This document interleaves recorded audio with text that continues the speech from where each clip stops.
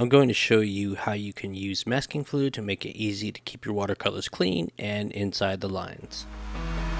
What you want to do first is use a brush strictly for applying the masking fluid. Perhaps an old brush, then choose the area you'll be wanting to keep white or masked. Apply the fluid in a layer that's not too thick, or you'll be waiting a while for it to dry, and not too thin or it won't give you the coverage you'll need. Wait till it's completely and thoroughly dry. Give the fluid a fill to double check if it's dry. Once it's ready to paint over safely, be sure to paint any area bordering your masking area that you've already, put the masking fluid on, so you won't have to reapply an area twice, because the masking fluid can and will damage your paper with more than one application in the same area. And then continue on with your painting.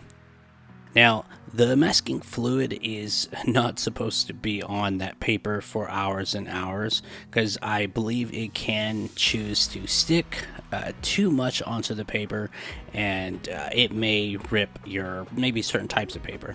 Once you're done with all your masking and painting, you're going to need to peel the masking fluid off. Here's the tricky part. If you peel the masking fluid too quickly, you'll risk the paper coming off with the fluid. You can use an eraser or pick a small amount of the fluid and pull the dried fluid the opposite direction rather than peeling away from the paper. Trust me, 9 out of 10 times you'll not pull any paper off.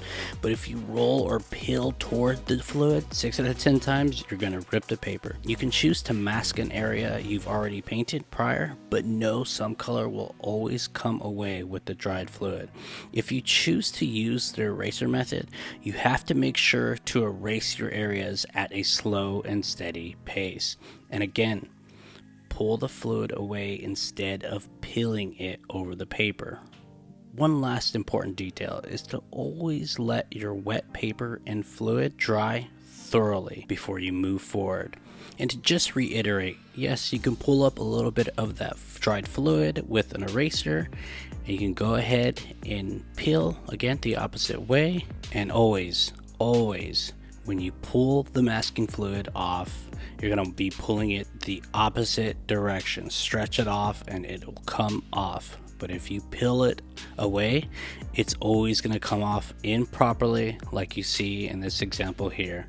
I'm peeling it away and it's tearing some of that paper off because I wasn't pulling it the opposite direction. Alright guys, I hope you check out some masking fluid yourself, give it a shot, and I hope you enjoyed the video, and I'll see you guys next time. See ya.